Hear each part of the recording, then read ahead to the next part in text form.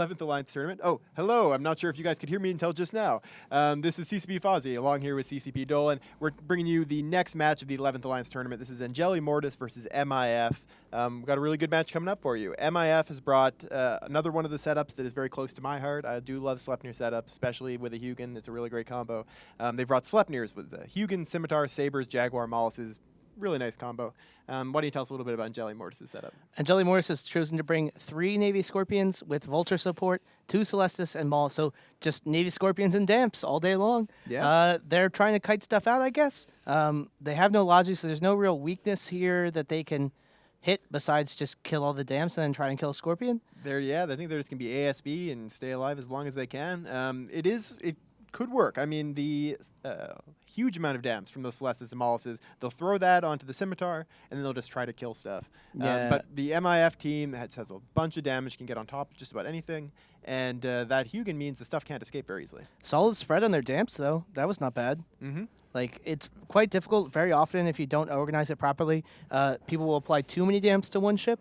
When you just need to reduce lock range just beyond the range at which they can get to you, you don't want to be wasting your Damps, making it so the difference between 5 kilometers and 2 kilometers. Now this is interesting. We're actually not seeing the Angeli Molluses and Celestis is running away. I would have expected them to starburst away from the M.I.F. team. Instead, they're just kind of sitting there or slowly moving towards the M.I.F. team. Not really the best call, as we're already seeing a bunch of them tackled, and they're all going to die right away. Yeah, this is... Without a logistics, you can't keep these things alive. They have to run, and they're not running at all. They're just sitting there. Well, to be fair, like, at the point they warped onto field, they saw the M.I.F. team, and basically there wasn't a lot they could do to really take this. Like, this is an insanely... Like, M.I.F.'s team is insanely good. If they... Like, they're getting... Like, the Scimitar is repping now. The Scimitar isn't damped out. All the Molluses are, once this last Mollus goes down, which he's already taking damage, all the Molluses are going to be off field. Like, these undershipped teams are, you have to really have some core thought that's not do something that a larger team could do, but with less ships. Yep, it's definitely, this isn't a good enough reason to only be bringing 9 ships. You're definitely going to be way underpowered in that. Losing all the Molluses now, the Celestis are next. The Navy Scorp is a very, very powerful ship. Since the cruise missile changes and the Navy battleship changes in Odyssey, it has a very huge tank. It does a lot of damage very far away. In this case, their best bet would have been to starburst the damp ships, throw all the damps onto the Scimitar or the combination of Scimitar and Hugin. Don't try to damp the Sleipnirs, and then just try to kill stuff. They didn't do that, though. They spread out the damps, including putting them on the Sleipnirs, which doesn't really help in this case. They didn't run their damp ships away. They just didn't play this right, and they were kind of undermatched from the setup from the beginning. Yeah. You can see they're actually doing that now. A little too late, though. Yes. I mean, at this point, the Jaguars and Sabres can chase them down very effectively. You just needed to delay that more. But yeah, they're dropping very quickly. It is going to take a while for the Navy Scorps to die, but the Navy Scorps probably won't kill anything in the meantime. They might have a chance to kill that Scimitar, but without tackling it, like, I mean, no tackling, and we're not seeing any paint. Well, you have a painter. Yeah.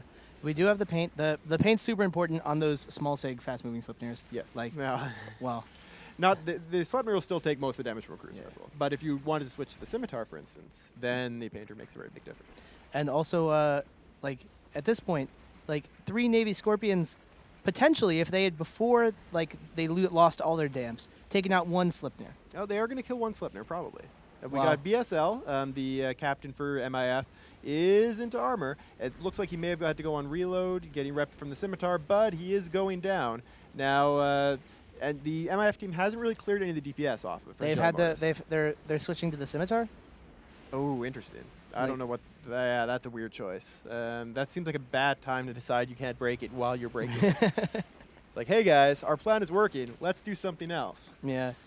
But they're not even, like, they're not switching the painter over. They're just splitting damage. Like, and the Sleipnir is fine now at this point. And continued good moves from M.I.F., shooting the Vulture next. As we've talked about before, the Vulture is one of these ships that is very heavily tanked, very defensive, and provides bonuses to the whole fleet. In a lot of cases, you leave them to the end. In this case, however, there's so much effective hit points. There's just so much buffer on these Navy Scorps that it is your best bet to go after the Vulture first, clear it off the field, and then that's going to remove a lot of the repping power from these Scorps. Yeah, exactly. The Navy Scorpions, such high native resist, can fit such a large tank. You don't want to have to be burning through one of them with the extra resist of the Vultures and the extra bonuses to its reps. So these Navy Scorpions are Tinker set up. They are cap transferring to each other into the Vulture to be able to constantly run the ASB. That means that it isn't going to break very easily. The nice thing about the Sleipnirs is that you do have selectable damage types. They can choose what damage they want to do by switching ammo around. Not every ship has that ability. It's really just projectile ships and missile ships. They can do all the damages. And you can go EM, which is the weakness of the Vulture. Like, I think the idea would have been, before the Celestii and Maulus die, drop one Sleipnir. Yes. You're not ahead. You still lose the Celestis Maulus. But then when the game transitioned into this Tinker Tank phase, you've pushed out one Sleipnir. Your tank is fine. Sleipnir or the Scimitar. So you put tons of damage on the Simi. The Scimitar either has to come right on top of you and then die, maybe with newts from the extra highs on the Navy Scorps. Well, no, they're cap transferring, but and then or kill a Sleipnir if it stays far away. My thought is take the one Sleipnir early when you can get it, and he's charging at you. Then you've already got 16 points in the bank. Then just take out the support.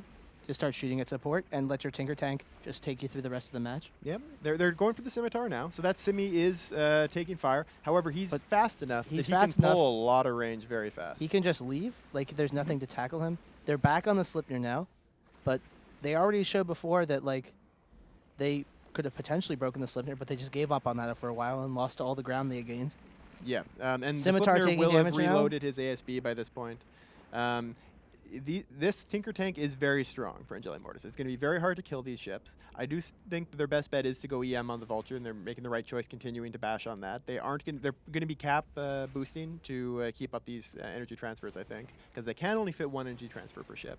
And eventually they're going to have to reload those, or they're going to run out of them. And then at that point, M.I.F will take the win, or time will run out. Either way, M.I.F wins on points as well that way. Yeah, and the Scimitar is out of range now, I think. Like, he hasn't been taking really any damage.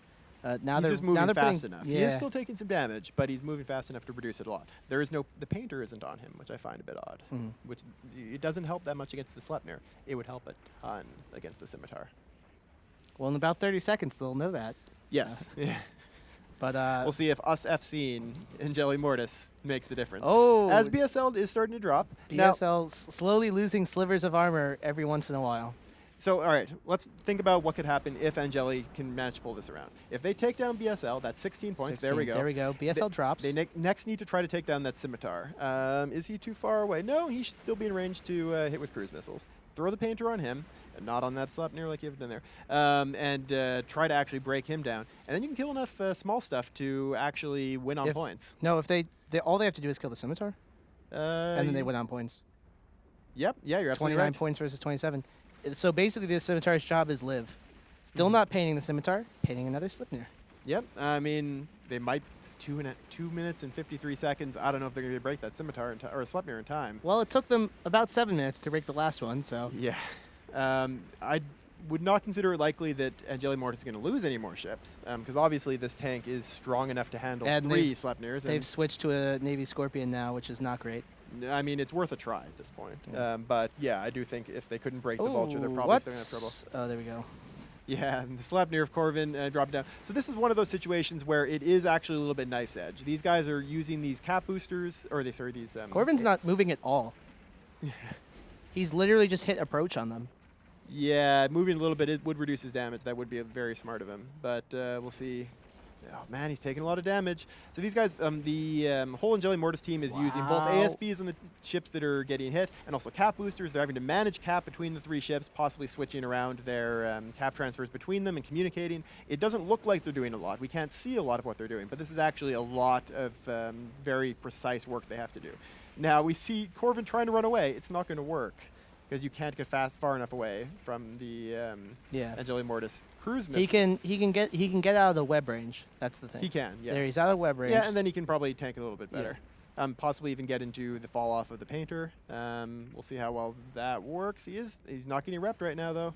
Man, this match is like, this could swing. At the moment, M.I.F just needs to keep their people alive. That is their only job. They need to manage to not die. They should at this point give up trying to shoot anything, which I think they've pretty much done. Yeah, I think their FC, around the time Corvin left is when the FC went like, oh, wait, you know what? Let's just not be here. Yeah, time to leave. Yeah. They're going to get hit by the cruise missiles almost no matter what. However, the Painter, which is probably on the Vulture, is going to not have a great range. So getting out of range of that and getting out of range of webs is going to be very, very helpful. This Scimitar pilot has been like a ballsy Scimitar pilot. Yes. He's been had to do a rocking lot. it around, keeping people like. He kept up BSL under what is obviously blistering fire after we saw what it did to an unrepped Corvin. Like, Yeah. yeah, and stayed alive when he had like 10% shield. Yeah, less. so at this point, only 40 seconds left. M.I.F. has moved away. None of them are being painted right now. None of them are webbed.